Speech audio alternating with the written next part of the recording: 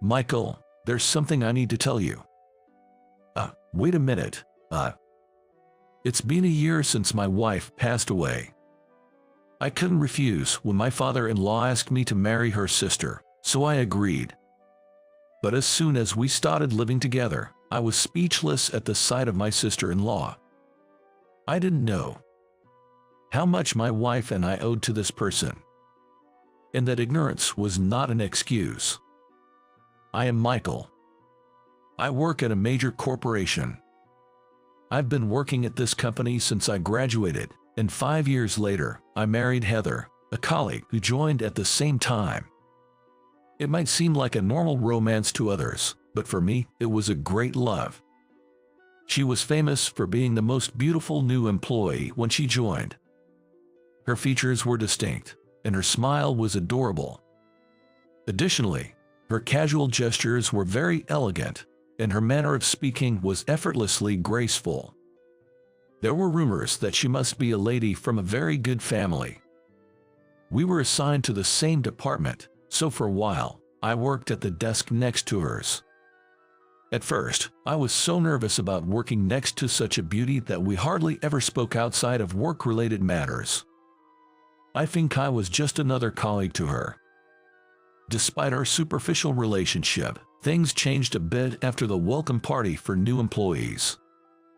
I'm not very good at drinking, so I politely declined the invitation to the after party for my seniors, wanting to go to bed early, and headed to the station. That's when she called out to me from behind, "Michael. Heather, aren't you going to the after party?" I turned it down. Everyone's drunk, and besides, it's karaoke bar, right? I'm not good at singing, and I don't like it, so I'm going home too. Can I walk to the station with you? Yeah, of course. Despite never having had a proper conversation before, suddenly walking together, I wasn't sure what to talk about. At first, I thought so, but unexpectedly, we clicked, or something, and we naturally fell into easy conversation, and before I knew it, we had arrived at the station.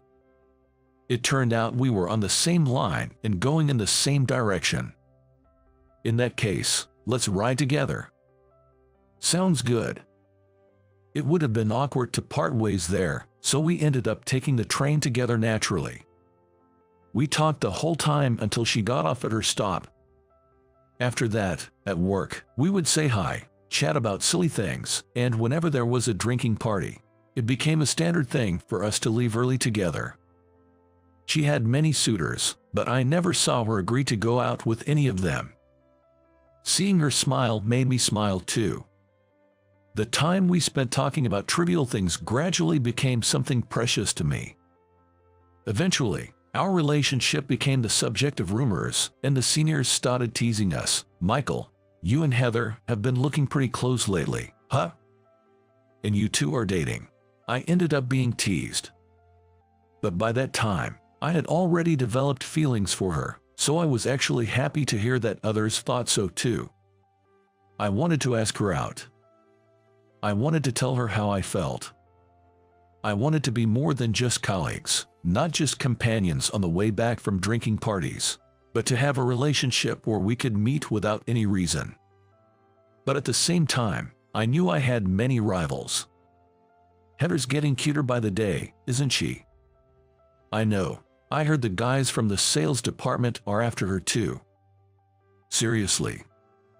I can count how many times I sighed when I overheard such conversations in the bathroom. But I couldn't keep my feelings to myself any longer. When a year had passed since we joined a company, I finally decided to ask her out. However, on the day I expressed my feelings, she seemed happy for a moment, but then her face clouded over. "I also like you, Michael, but I can't date you." "Why is that?" "There's something I've been keeping a secret from you and everyone else." What she revealed to me was a shocking truth. The truth is, my father is the president of this company. What? I'm sorry for keeping it a secret until now. I didn't want to be seen just as the president's daughter, so I begged my father to let me join the company in secret. I thought no one would see me for who I am if they knew. Certainly, If people had known she was the president's daughter, the seniors wouldn't have casually talked to her or invited her to drinking parties. I want to date you too, Michael, but ever since I was little, I've been told that I would eventually have an arranged marriage. So even if we were to date, there's no future in it. I can't nod in agreement knowing that. I'm truly sorry. She said that and ran away. But I didn't give up there. Knowing everything, I talked to her once again. Even if it's just for a little while, I want to be with you as long as possible. I don't mind if you leave me when it's time for you to get married. I won't hold a grudge, I promise. So please. I wanted her that badly. I loved her that much. Heather nodded, and that's how our relationship began. We were both busy with work, and even on days off, Heather often got invited to parties, so we didn't have many days we could spend together. But on the rare occasions we had time, going on leisurely dates or relaxing at home, those simple moments were incredibly happy, and I often wished they could last forever. But no matter how happy those times were, we knew there was no future for us. So we cherished every day we had together. Then, one day, Heather surprised me by saying, "I want you to meet my father." Heather's eyes were moist. She looked like she might cry at any moment, but it didn't seem like she was sad. "My father found out I have a boyfriend, and he really wants to meet you." But I thought it was pointless to meet him. To that, Heather whispered, "It's different. My father said, if I truly think this is the only person for me, then he would consider our future together. He wants to see what kind of person you are, seriously, not just casually dating." Does that mean? Yes, maybe. We might not have to break up. Maybe we can even get married in the future. I don't want to marry anyone but you. I don't want an arranged marriage. If I get married, I want it to be to you. So please, will you meet my father? It was completely unexpected. Her words raced through my mind. Could I possibly marry Heather? Could we really stay together? Even next year, the year after, and beyond. Just thinking about it made me so happy I was at a loss for words. Seeing me like that, Heather finally started crying, and I hugged her. "I'll meet him. Of course, I will. In fact, please let me. Please let me meet your father." That's what I asked for. When I actually met him, he was very friendly. He was different from the president I saw at the company, showing a fatherly side. I was nervous throughout and can't clearly remember what I said. But I do remember him saying, "Heather is an irreplaceable daughter to me, but I also care deeply about the company. Therefore, the person Heather marries is very important to the company as well. Do you understand?" "Yes. And if you were to marry Heather, there's a good chance you could be my successor, but that's not something you can take lightly. Are you prepared for that?" I remember looking straight at him and saying, "Of course." If it meant I could be with Heather forever, I was ready to face any challenge. Heather was that irreplaceable to me. He smiled happily at my immediate response. The atmosphere remained warm, and the conversation flowed. At the end, he said, "Take good care of my daughter," and we shook hands firmly, a memory that remains vivid in my mind. Essentially, those words were tantamount to giving us their blessing for our marriage. Hand in hand, we walked home together. Then I proposed to her. We were joyously able to become husband and wife. After such a grand love story, we were living a blissful married life. But tragedy struck suddenly. A few years into our marriage, Heather was hit by a car that ran a red light while crossing the street, and she never returned. When I received a call from the police, I couldn't comprehend what they were saying at all. What? She was no longer here. When I saw her body covered with a white cloth, I finally understood. Heather, why are you lying there? Let's go home, okay? Come on, hold Madison like you always do. Hey, Heather, please, open your eyes, Heather. She looked so peaceful. She appeared as though she was just sleeping.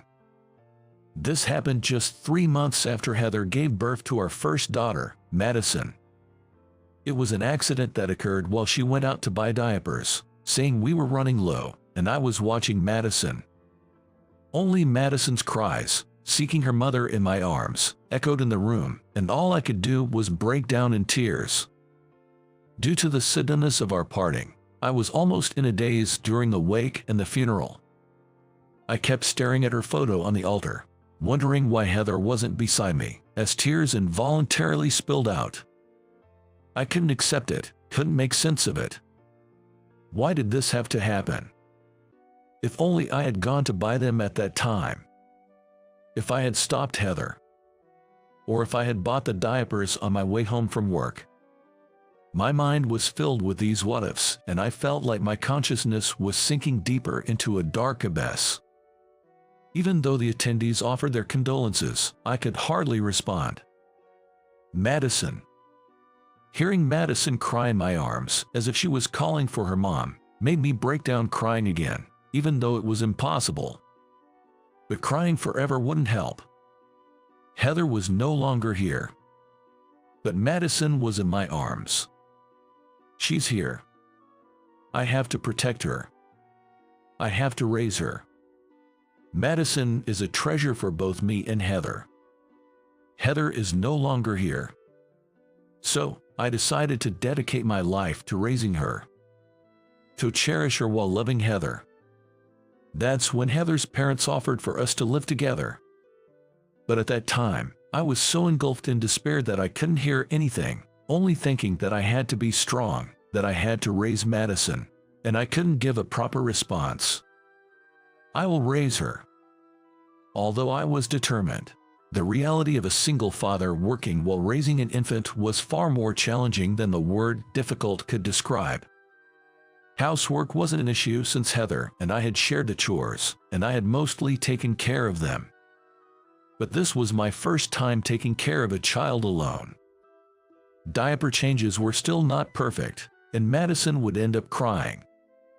Even when we made our park debut, it was mostly moms there, so as a man, I inevitably felt out of place. Where's the mom? I would be asked casually, and knowing that any answer would just make them feel awkward, I couldn't respond well, ending up troubling the other person. Gradually, loneliness built up, and I became more and more distressed. Above all, the hardest part was feeding time. Heather had been exclusively breastfeeding Madison. Fortunately, we didn't need to buy formula milk, as Heather cherished the breastfeeding moments very much. But after Heather was gone, we were forced to switch to formula milk abruptly. As a result, Madison refused the bottle, making it difficult for her to stay hydrated. I just wanted her to drink. I wanted her to drink by any means necessary. But my haste led to nothing going right. Gradually, my anxiety seemed to transfer to Madison, leading to a vicious cycle where no matter what I tried, she wouldn't stop crying. I also faced tough days at work. It was known that Heather was the daughter of the company's president and that I was a potential successor after we got married. There were expectations from those around us. I had my own challenges I wanted to tackle and many things I wanted to learn under the president. But the daycares I could send her to, including the one at the company, wouldn't take her until she was at least 6 months old. Relying on my parents had its limits. Balancing both was nearly impossible. I decided to take parental leave until Madison could be admitted to daycare. However, seeing businessmen in suits heading to work while I was taking Madison to the park or the supermarket made me anxious. I needed to get back to work soon. But thinking of Madison, it seemed I couldn't return yet. Michael, how about we go for a meal together with Madison once things settle down? I received such messages from colleagues, but their pure kindness felt incredibly heavy at the time. When will things settle down? When can I return? If only Heather were here. The loneliness without Heather, the unfamiliarity with childcare, the rush to return to work, and the growing solitude. Filled with an uncertain future, I felt cornered to the brink of breaking down.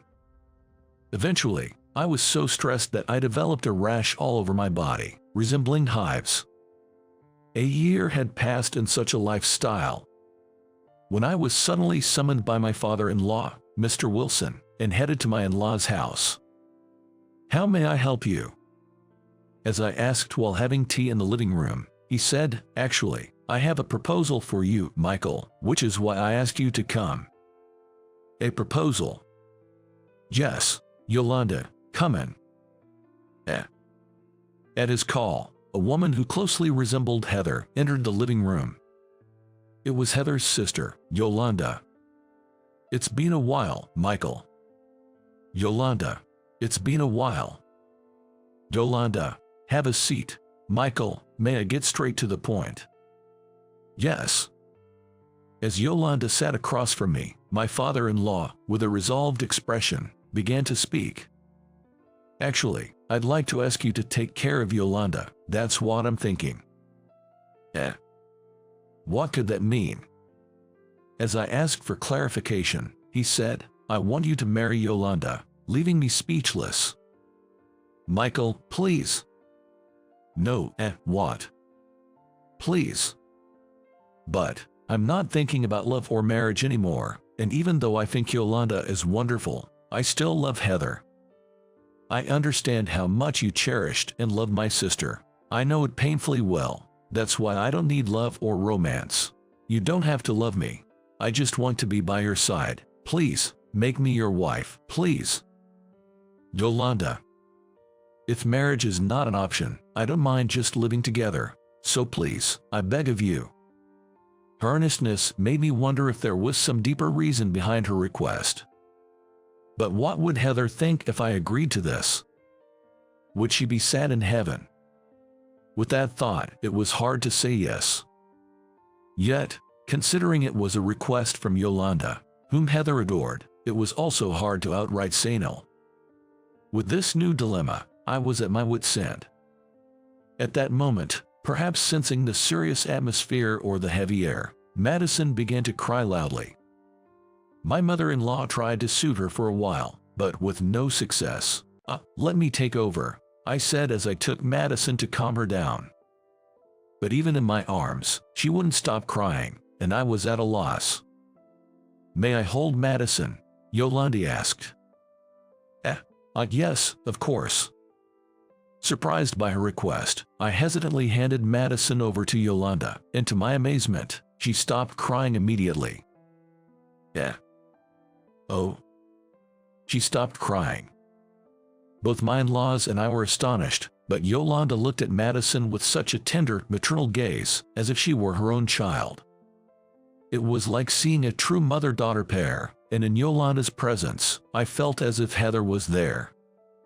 The familiar sense of Heather's presence brought back a wave of nostalgia, pain, and sorrow. Ashamedly, tears blurred my vision. "Yolanda." "Yes." "I've decided. Let's get married." I resolved to marry Yolanda. Before we married, we started living together as a first step. On the first night, "Michael, there's something I need to tell you," she said as she began to undress, catching me off guard. "Wait, hold on, I tried to stop her in a panic, but then I was taken aback. Yolanda revealed a back scarred with painful-looking burn marks. "Yolanda, what happened?" I couldn't help but ask, despite knowing it was a rude question. "Do you remember the explosion at the company's factory that happened around the time you and my sister got engaged?" "Of course, I remember. The accident where you saved Heather, right?" "Yes, officially, it ended with me saving her, but in reality, part of the burning factory collapsed on us. I instinctively protected my sister, but the debris fell on my back. I was fortunate to survive without life-threatening injuries. I don't regret saving my sister. Since that injury, I've been scared to pursue romantic relationships, which led me to give up on the idea of marriage. So, that's what happened. The explosion at the factory. That was an accidental incident caused by a new employee mixing the wrong chemicals. The factory was completely destroyed. The fire spread rapidly, injuring many. At that time, Heather and Yolanda were visiting the factory for inspection and got caught in the accident. I was beside myself with worry, thinking only of Heather's safety. When I learned that Yolanda had saved her, I was overwhelmed with gratitude and wanted to thank her, but Yolanda refused, saying it would be too embarrassing, and I never got the chance to express my gratitude directly. But to think that it wasn't just embarrassment but the injury that kept her from appearing in public. It's too late to realize now. I know that. But still, I'm truly sorry, and thank you for protecting Heather back then. Even if it was just for my own satisfaction, I had to express my gratitude. It's not about apologies or gratitude. That's not what's important. Yes, my injury was painful, but I have no regrets about protecting my sister. I'm confident that if faced with the same situation, I would act the same way without hesitation. Saving her is something I take pride in. Yolanda, my proposal to you was born out of my selfishness. I wanted to care for Madison, whom my sister left behind, out of my own selfish desires. I couldn't stand to watch the man my sister loved grow increasingly weary. Imagining my sister's sadness at seeing your current state made it unbearable for me. I wanted to help you return to work sooner. I wanted to support you so you could dedicate yourself fully to both Madison and your job without strain. I wanted to revive the spirit of the man my sister loved. That's why I persuaded my father to arrange this meeting. Yolanda's words deeply resonated with me.